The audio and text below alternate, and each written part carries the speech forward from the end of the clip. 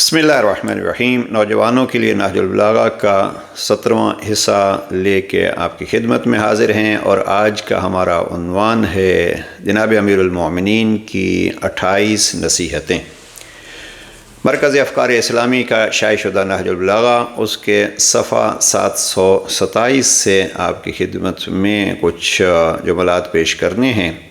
جناب امیر علیہ السلام نے کوئی 13 دفعہ لفظ یا بنیہ کہا، تو یہ وعلم یا بنیہ یہ 13ویں بار ہے جہاں جناب امیر علیہ السلام اپنے فرزند امام حسن مجتبیٰ علیہ السلام کو متوجہ کر رہے ہیں، اور حقیقت میں ہم سب کے لیے یہ وصیت ہے۔ امام نے پہلے جملے میں فرمایا، بیٹا یاد رکھو رزق 2 طرح کا ہوتا ہے، ایک وہ جس کی تم جستجو کرتے ہو، اور ایک وہ جو تمہاری جستجو میں لگا ہوا ہے۔ اگر تم اس کی طرف نہ جاؤ گے تو بھی وہ تم تک آ کر رہے گا۔ یہ خوبصورت انداز میں رزق کو 2 حصوں میں امام نے تقسیم کیا ہے، یعنی اس سے یہ مراد نہیں ہے کہ جو آپ کے لیے ہے آپ بیٹھ جائیے تو وہ آ جائے گا۔ مقصد یہ ہے کہ آپ کچھ ایسے رزق ہوتے ہیں آپ پوری تلاش کرتے ہیں پھر بھی آپ کے حصے میں نہیں آتا، لہذا گھبرایا نہیں کیجیے۔ جو آپ کی محنت سے آپ کو ملنا ہے وہ رب کریم آپ کو ادا کرے گا، اور رب کریم بھی یہ نہیں کہتا، جب ہم کہتے ہیں اللہ رزق دیتا ہے تو اللہ رزق دیتا ہے جب ہم اس کی دیے ہوئے رزق کو، یہ ہاتھ پاؤں، یہ ذہن، یہ سوچ، یہ آنکھ، یہ اعضائے بدن، یہ اس کی ایک رزق ہے، اس کو بھی رزق بھی کہا گیا ہے۔ تو جب ہم اس کو استعمال کریں گے تو اس سے جو ہمیں ملے گا وہ بھی حقیقت میں اللہ ہی کی طرف سے ملا ہے۔ 2 حصوں میں تقسیم کرنے کا مقصد یہ ہے کہ کبھی ہم محنت کرتے ہیں، پوری کوشش کرتے ہیں، پھر بھی وہ ہمارے ہاتھ نہیں آتا تو اس پہ گھبرائیے نہیں، اس لیے کہ کچھ ایسا ہے جو آپ تک پہنچنا ہے۔ دوسرا جملہ جو جناب امیر علیہ السلام فرماتے ہیں کہ ضرورت پڑنے پر گڑ گڑانا اور مطلب نکل جانے پر کج خلقی سے پیش آنا کتنی بری عادت ہے۔ یہ عام افراد کے حوالے سے کہ بعض افراد کی طبیعت ایسی ہوتی ہے، ضرورت ہو تو بڑے سخت الفاظ بہرحال اس میں کہ ہر کسی کے لیے جھکنا اور ہر کسی کے ادب و آداب، اور اگر ضرورت ختم ہو جائے تو پھر جان پہچان ہی نہیں ہے کہ آپ کون ہیں اور میں کون ہوں۔ تو جناب امیر علیہ السلام فرماتے ہیں یہ بہت بری عادت ہے۔ تیسری چیز جو جناب امیر علیہ السلام نے فرمائی ہے، وَإِنْ جَزِعْتَ عَلَى مَا تفلت من یدیک فجز علی کل ما لم یصل الیک۔ دنیا سے بس اتنا ہی اپنا سمجھو جس سے اپنی عقبہ کی منزل سنوار سکو،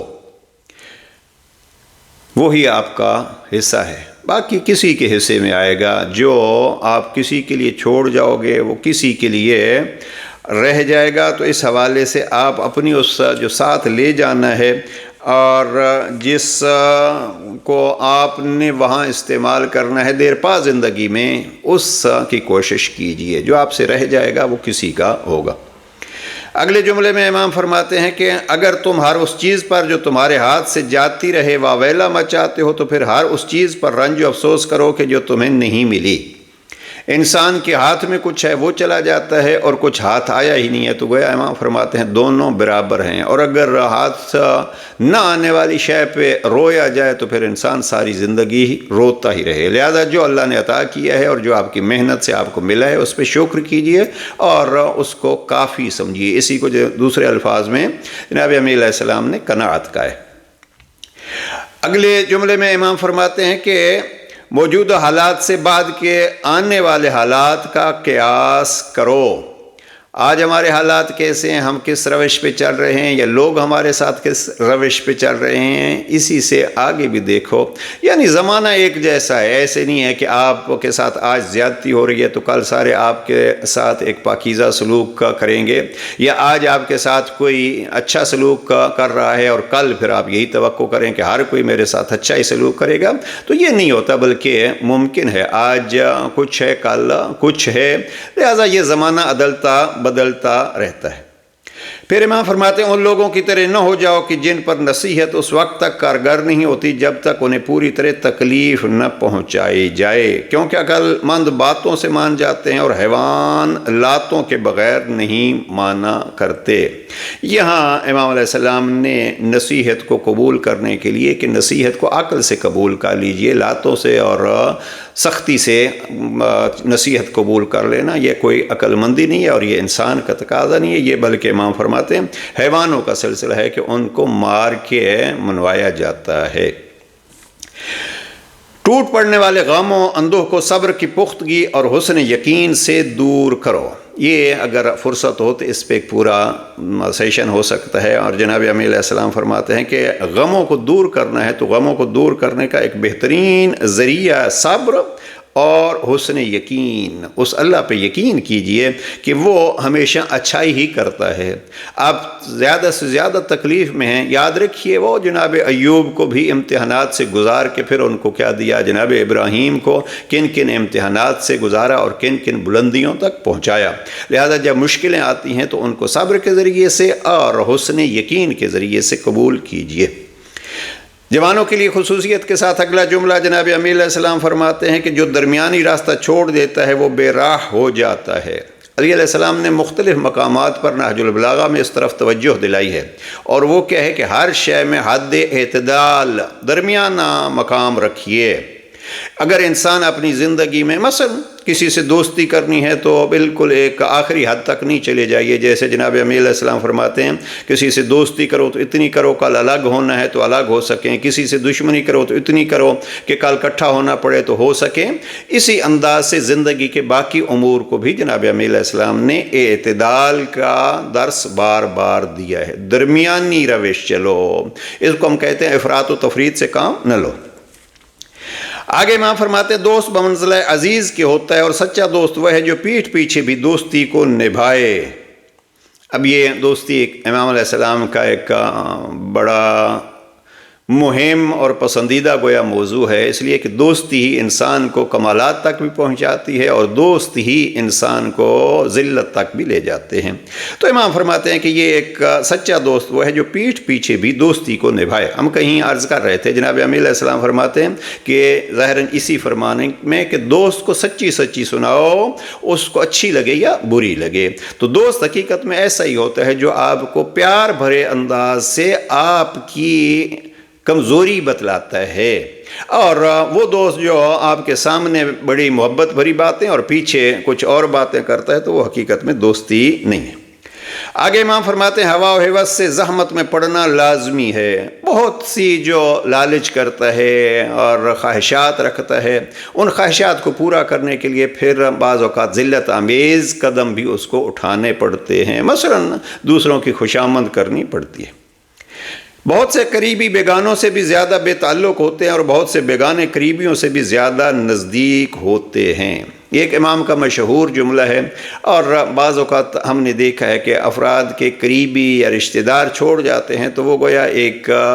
کوئی بہت عذاب عذاب آ گیا ہے۔ رشتہ داروں کو قریب کرنا، یہ ہمارے پچھلے سیشن میں ہم نے عرض کیا ہے کہ دلوں کو قریب کرو، دلوں کو جوڑو، دلوں کو ٹوٹنے سے بچاؤ، لیکن اگر کوئی خواہ آپ سے دور ہونا چاہتا ہے تو آپ اپنی عزت کا بھی خیال رکھو۔ جب آپ کے پیارے آپ کو چھوڑ جاتے ہیں تو اللہ سبحانہ وتعالیٰ کے بندگان میں سے کچھ نیک بندے آپ کو اپنا بنا لیتے۔ جناب امیر علیہ السلام کا یہ جملہ بھی بڑا مشہور ہے، پردیسی وہ ہے جس کا کوئی دوست نہ ہو۔ اس حوالے سے جناب امام علیہ السلام گویا معاشرے میں انسان دوستی کی اہمیت بتلا رہے ہیں کہ غریب اور پردیسی مسافر وہ ہے جس کا کوئی دوست نہ ہو۔ اب چونکہ دوستی پہ امام کے بہت سارے فرامین ہیں اور ہم کسی وقت کوشش کریں گے دوستی کے موضوع پہ اس کو پیش کیا جائے، ویسے ہمارے کچھ سیشن اس پہ ہیں۔ امام فرماتے ہیں جو حق سے تجاوز کرتا ہے اس کا راستہ تنگ ہو جاتا ہے۔ ہاں، ایسے نہیں ہے کہ آپ حق کو پامال کریں گے تو کبھی نہ کبھی آپ کو مشکل میں جانا ہوگا۔ جو اپنی حیثیت سے آگے نہیں بڑھتا اس کی منزلت برقرار رہتی ہے۔ یہ ایک جملہ جناب امام نے، اور میں جوانوں سے گزارش کروں گا، ہم ایک کوشش کر رہے ہیں کہ ان جملات کو پوسٹ کی صورت میں یا ان جملات کو شارٹس کی صورت میں اور ان جملات کو سوشل میڈیا کے ذریعے سے پہنچائیے اور امام علیہ السلام کے ان فرامین کو دنیا کو بتلائیے، اس لیے کہ آج لوگ بہت سارے فرامین جناب امیر علیہ السلام سے لے کے اپنے نام پہ کر کے اپنے اہمیت بنانا چاہتے ہیں۔ حقیقت میں یہ جملات جناب امیر علیہ السلام کے ہیں جو جناب امیر علیہ السلام نے باب علم ہو کے شہر علم پیغمبر اکرم سے سیکھے ہیں، اور شہر علم پیغمبر اکرم وہ ہیں جس کو خدا بھی فرماتا ہے قل رب زدنی علما، اس لیے کہ علم کا سب سے بڑا خزانہ اللہ کی کتاب قرآن مجید ہے۔ تو جناب امیر علیہ السلام کا یہ جملہ ذرا ذہن میں رکھیے، امام فرماتے ہیں جو اپنی حقیقت سے آگے نہیں بڑھتا اس کی منزلت برقرار رہتی ہے، یعنی اپنی حیثیت پہچانیے اور پھر اس کے مطابق زندگی گزاریں گے تو آپ کی عزت باقی رہے گی۔ تمہارے ہاتھ میں سب سے زیادہ مضبوط وسیلہ وہ ہے جو تمہارے اور اللہ کے درمیان ہے، یعنی زیادہ تعلق آپ کا اور ہمیشہ کا تعلق، ہر حال میں ساتھ دینے والا اور مدد کرنے والا وہ اللہ کی ذات ہے، لہٰذا آپ اپنے اس وسیلے کو اور اپنے اس تعلق کو مضبوط کیجئے۔ جو تمہاری پرواہ نہیں کرتا وہ تمہارا دشمن ہے، آپ کو تکلیف ہو یا آپ کو خوشی ہو، آپ کی خوشی اور آپ کے غم پہ اگر کسی کو کوئی مسئلہ نہیں ہے اور اس کو کوئی دلچسپی نہیں ہے، بلکہ اس کی اپنی خوشی اور اپنا غم ہے اس کا، آپ کے ہاں خوشی ہے وہ اپنے غموں کو رو رہا ہے اور آپ کے ہاں غم ہے اور وہ اپنی خوشیاں منا رہا ہے، تو یہ جناب امیر علیہ السلام فرماتے ہیں کہ وہ تمہارا دوست نہیں ہے بلکہ دشمن ہے۔ جب حرص و طمع تباہی کا سبب ہو تو مایوسی ہی میں کامرانی ہے۔ آپ دیکھتے ہیں کہ اب یہاں لالچ ہی سے کام چلتا ہے، تو یہاں لالچی بننے کے بجائے آپ اپنی اس ناکامی کو قبول کر لیجئے تاکہ لالچ جو انسان کو ذلت کی طرف لے جاتی ہے اس سے بچیں۔ ہر عیب ظاہر نہیں ہوا کرتا، نبی امیر علیہ السلام فرماتے ہیں کہ ہاں اگر کوئی غلطی ہوتی ہے تو ممکن ہے ظاہر نہ ہو، لیکن آپ کوشش کیجئے کہ آپ اس کو حیا کے پردے میں رکھیں اور پھر اس ستار العیوب رب سے اس کی معافی مانگیں۔ فرصت کا موقع بار بار نہیں ملا کرتا، یہ جناب امیر علیہ السلام کا بہت مشہور جملہ ہے، وَلَا كُلُّ فُرْصَةٍ تُصَابُ۔ امام علیہ السلام بہت زور دیتے ہیں یہ فرصت تیز رفتار بادلوں کی طرح گزر جاتی ہے، لہذا کوشش کرو جب فرصت ملی ہے تو اس سے استفادہ کرو۔ لیکن امام یہاں یہ فرماتے ہیں کہ فرصت کا موقع بار بار نہیں ملا کرتا، یعنی ایسے نہیں ہے کہ آپ کہیں گے پھر کا لیں گے، پھر کا لیں گے تو پھر پتہ نہیں وہ آئے گی یا نہیں، کل کا لیں گے وہ کل آپ کو نصیب ہوگا یا نہیں، اور یہ فرصت کا موقع بار بار نہیں ملتا تو آپ اس کو ضائع نہیں کیجیے۔ امام فرماتے ہیں کبھی آنکھوں والا صحیح راہ کھو دیتا ہے اور اندھا صحیح راستہ پا لیتا ہے، یعنی یہ ایک مثال ہے کہ آپ بعض اوقات اپنی آنکھوں پہ بہت اعتماد کرتے ہیں، اور ہم نے ایسے افراد دیکھے ہیں کہ اپنی چالاکی کی وجہ سے وہ راہ کو گم کر دیتے ہیں، لیکن بعض اوقات ایسے افراد ہوتے ہیں کہ کوئی ان کی رہنمائی کر دیتا ہے تو وہ حق کو پا لیتے ہیں، وہ صحیح راستے کو پا لیتے ہیں، منزل کو پا لیتے ہیں۔ برائی کو پس پشت ڈالتے رہو کیونکہ جب چاہو گے تو اس کی طرف بڑھ سکتے ہو۔ یہ جناب امیر علیہ السلام نے گویا ایک راہ بتلائی ہے کہ آپ کو اگر کچھ خدا نہ کرے کسی غلطی کی طرف جانا ہے، کچھ گناہ کی طرف ہاتھ بڑھانا چاہتے ہیں تو سوچ لیجئے ہم کچھ دیر بعد یہی کام کر لیں گے، اور ممکن ہے انسان اسی دیر کی وجہ سے اس غلطی سے بچ جائے، اس لیے کہ اگر کرنا ہی ہے تو وہ تو آپ کے ہاتھ میں ہے۔ آگے امام فرماتے ہیں جاہل سے علاقہ توڑنا عقل مند سے رشتہ جوڑنے کے برابر ہے۔ دو چیزیں ہیں، ایک یہ ہے کہ آپ کے البتہ علاقہ جوڑنا سے مراد یہ ہے کہ جاہل کی مدد کیجئے، اس کو علم سکھائیے، اس کی رہنمائی کیجئے، لیکن یہ ہے کہ اس کے ساتھ تعلقات کی حد رکھیے، اس لیے کہ وہ بیچارے کی جتنی عقل ہے اتنا ہی آپ کو وہ فائدہ دے گا۔ اور امام نے دو چیزوں کو ایک ساتھ بیان کر دیا ہے کہ ایک طرف آپ عقل مند سے رشتہ جوڑتے ہیں، یہ ایک بہت اچھی بات ہے، دوسری طرف آپ جاہل سے فاصلہ رکھتے ہیں، یہ بھی اسی طریقے پہ اچھی بات ہے۔ امام فرماتے ہیں جو دنیا پر اعتماد کر کے مطمئن ہو جاتا ہے دنیا اسے دغا دے جاتی ہے، اور جو اسے عظمت کی نگاہوں سے دیکھتا ہے وہ اسے پست و ذلیل کرتی ہے۔ یہ دنیا کی بے وفائی امام علیہ السلام کے کلام میں بار بار ملتی ہے۔ البتہ امام ایک جگہ پہ فرماتے ہیں کہ یہ دنیا تجھے دھوکہ نہیں دے رہی، دنیا تو آپ کو عبرتیں دکھا رہی ہے، یا آپ دنیا سے دھوکہ کھا رہے ہیں، یعنی دنیا کی حقیقت کو نہیں سمجھے۔ یہ حکمت نمبر 130 میں جہاں جناب امیر علیہ السلام فرماتے ہیں کہ دنیا تو اولیاء اللہ کی تجارت گاہ ہے، لہٰذا جناب امیر علیہ السلام فرماتے ہیں کہ ہوشیار رہیں اس حوالے سے کہ کہیں آپ کو دھوکہ نہ دے جائے، یعنی آپ اس سے دھوکہ نہ کھا جائیں۔